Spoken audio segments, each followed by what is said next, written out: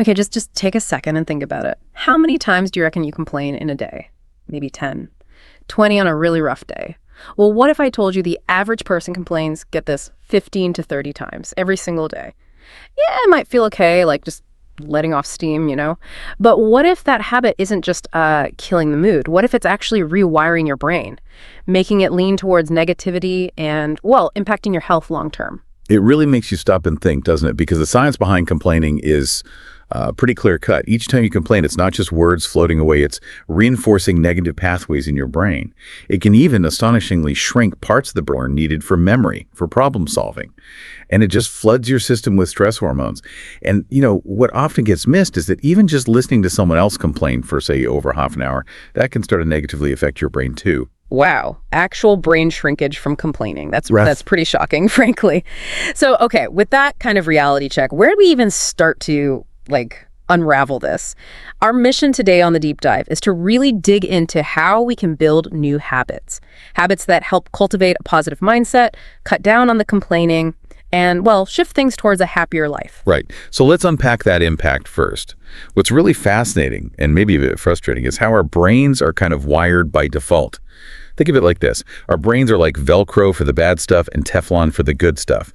It's just easier for us to latch on to criticism, frustration, what went wrong. Velcro for negative, Teflon for positive. That paints such a clear picture. Yeah, it does. And it makes it harder to really absorb the good things, the compliments, the successes. It's not really a flaw in us. It's our natural negativity bias.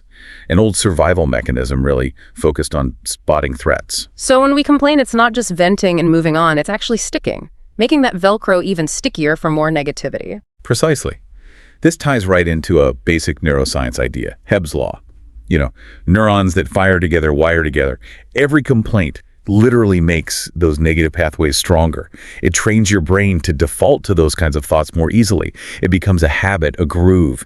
And this isn't just theory. Research, including work from Stanford, suggests frequent complaining can actually lead to physical shrinkage of the hippocampus. That's the bit crucial for memory and problem solving. Shrinking the hippocampus, that is genuinely alarming. It makes you realize the actual physical cost. And it's not just the brain structure itself, right? Our whole body feels the effects. Oh, absolutely. Complaining triggers stress hormones, like cortisol. Now, a little cortisol is fine, necessary even. But chronic exposure, which is what happens with constant complaining, that's really bad news. Over time, it messes with your sleep, hikes up your blood pressure, weakens your immune system. It can even increase risks for serious stuff like heart disease, obesity.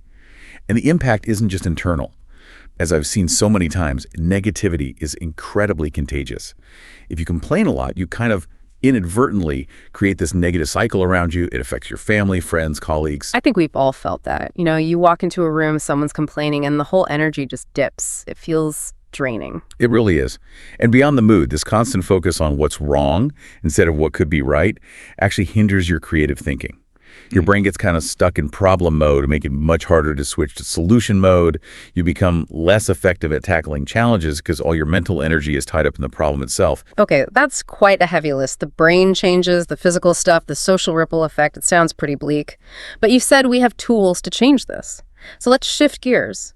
How do we actively start moving away from this negativity default? How do we build a more positive mindset? All right, this is the core shift. Actively cultivating a positive mindset. And it's not about being blindly happy or ignoring problems, not at all. It's more about developing positive-oriented thoughts, beliefs, values, attitudes. These become the foundation for your overall well-being. It's about building genuine confidence, motivation, and a kind of sustainable optimism, not just chasing fleeting happiness. Okay, see. So it's about changing how we approach things, not pretending problems don't exist. Where's the starting point for building that foundation? It starts with foundational habits that directly push back against that negativity bias. First, make a conscious effort to shift your focus. Move away from perceived flaws or failures and deliberately look at your strengths, your positive qualities. So many of us just naturally focus on what we're bad at, right? Where we messed up. Instead, ask yourself, what am I actually good at? Am I resilient? Detail-oriented, a good listener, maybe you have a great work ethic? Try actually making a list. Just writing down those positive traits and reflecting on them helps build up that positive self-view. That feels really proactive, like you're intentionally building a stronger version of yourself. Exactly. And alongside that, actively practice optimism. Again, this isn't just wishful thinking. It's about guiding your thoughts. Intentionally imagine best-case scenarios. Focus on good things that can happen. When you foster these positive expectations, you're training your brain to look for opportunities, to anticipate good outcomes. And, surprisingly often, that helps bring them about. It's building hope, one thought at a time. That makes perfect sense. If complaining wires us for negativity, focusing on positive possibilities must do the opposite. And speaking of opposites, what about gratitude? We hear that word thrown around a lot. How does it really fit into rewiring our brains? Gratitude. It's honestly one of the most powerful counters to complaining we have. And it's way more than just saying thank you. It's about consciously appreciating, really noticing all aspects of your life experience. It fundamentally shifts your focus from lack, from what's wrong to abundance to what's right. It's the deliberate practice of appreciating what's around you. So it's a deeper, more mindful shift. Is there solid science behind this beyond just feeling good? Absolutely. Think about it this way. Complaining narrows your focus down to the problem, right? Gratitude does the exact opposite. Research, particularly from psychologists like Barbara Fredrickson, shows gratitude literally broadens and builds your brain's ability to overcome negativity. When you're feeling frustrated or stuck in that complaint loop, gratitude opens up your thinking. It widens the range of thoughts and actions that come to mind. Like, say you're stuck in traffic, fuming. Instead of just complaining, you could choose to appreciate the music you're hearing, or that the temperature in the car is just right, or maybe just notice the trees outside. And this isn't just in your head. Neuroscience suggests practicing gratitude can actually strengthen the prefrontal cortex that's key for well-being and decision-making. Wow, that's incredible. So gratitude literally gives your brain more options when it feels stuck. What kind of tangible benefits can people expect if they practice this consistently?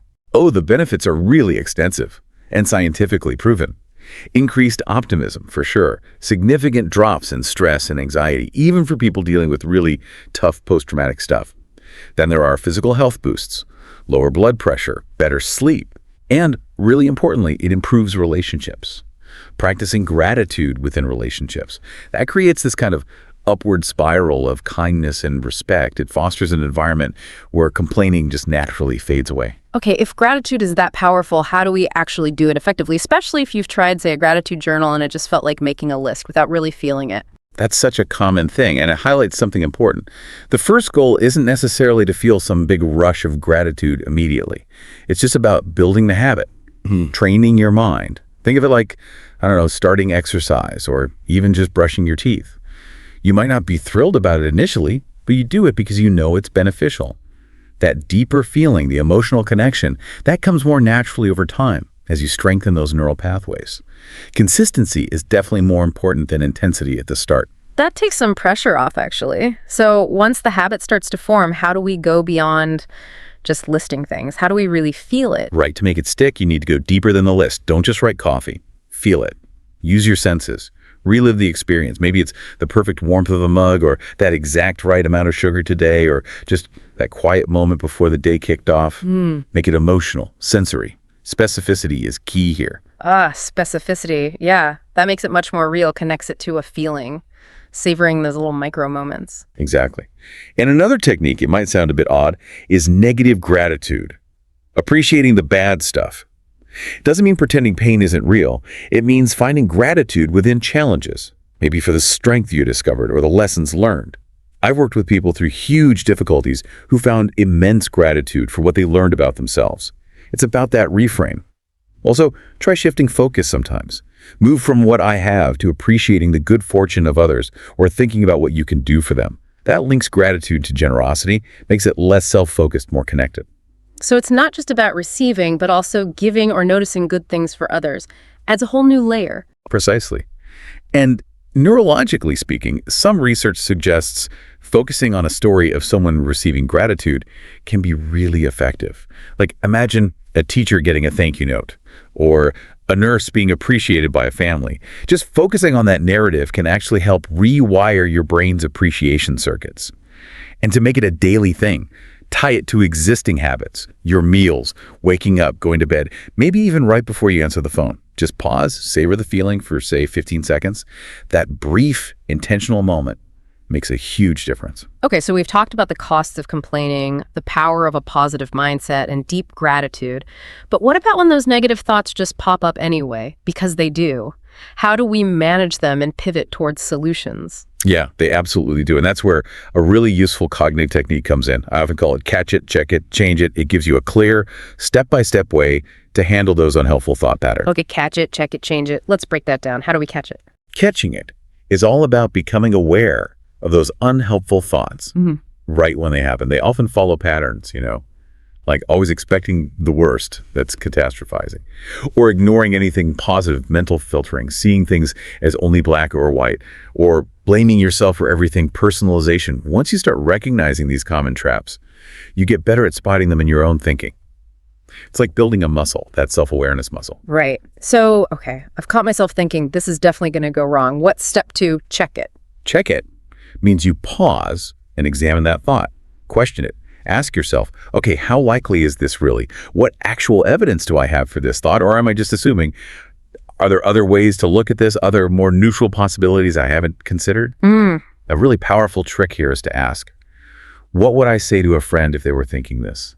We're often way more rational and kind to our friends than ourselves. That's such a good question. It really shifts perspective. Okay, and the final step, change it. Change it is where you actively reframe the thought. Turn it into something neutral or more positive and more realistic. So instead of, I'm going to fail this, you might change it to, okay, I'm prepared, I've done the work, and I'm going to give it my best shot. It's not denial. It's choosing a more empowering perspective. Reframing helps you look at things constructively, find silver linings, maybe use humor, or just step back for a minute to get clarity before tackling it again. I like the mention of humor, too. It can really break the tension. I've also heard about something called flipping the script. How does that work?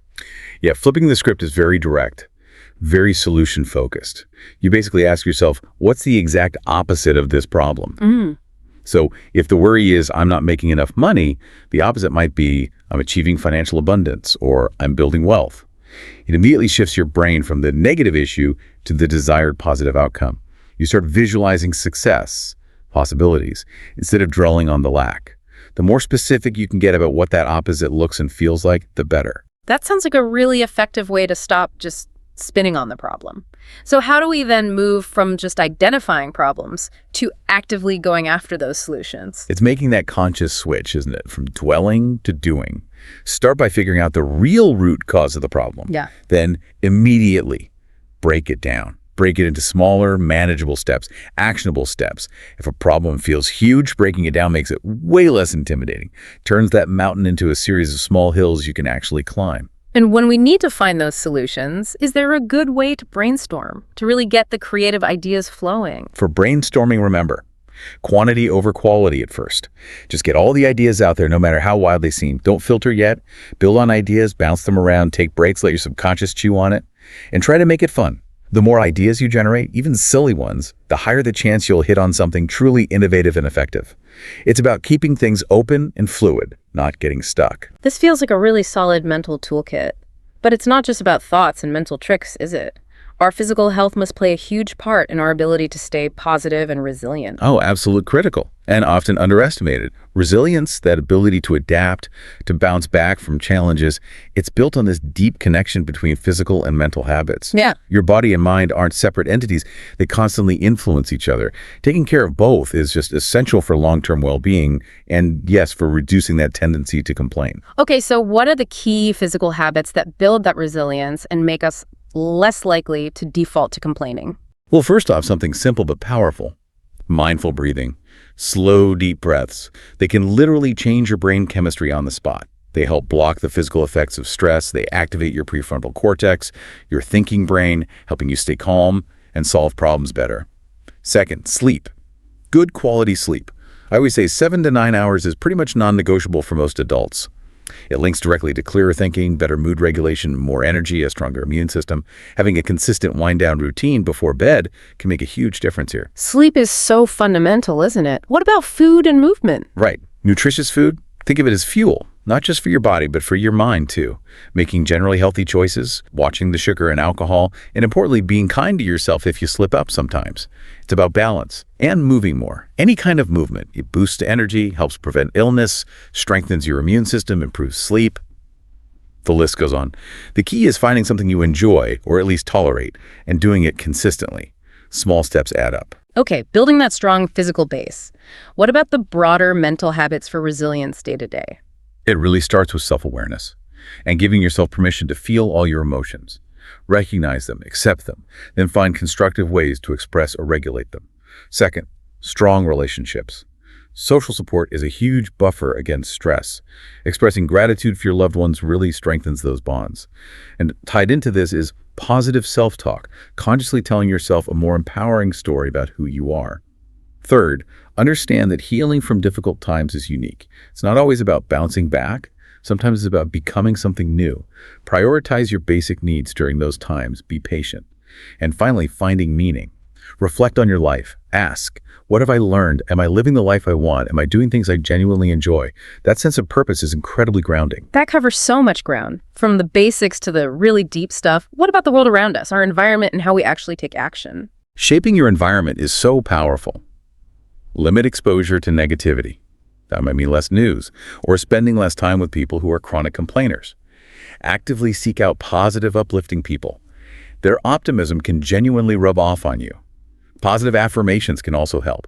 Simple statements like, I can handle challenges, or I choose positivity repeated regularly really reinforce that mindset. And managing stress seems crucial throughout all of this. Absolutely. Setting clear boundaries, knowing your limits, and protecting them and taking regular breaks are vital. Don't let yourself get constantly overwhelmed. That's a direct path to complaining. And ultimately, it all comes down to taking affirmative action. Choosing positivity isn't passive. It takes effort, conscious choices, consistent action.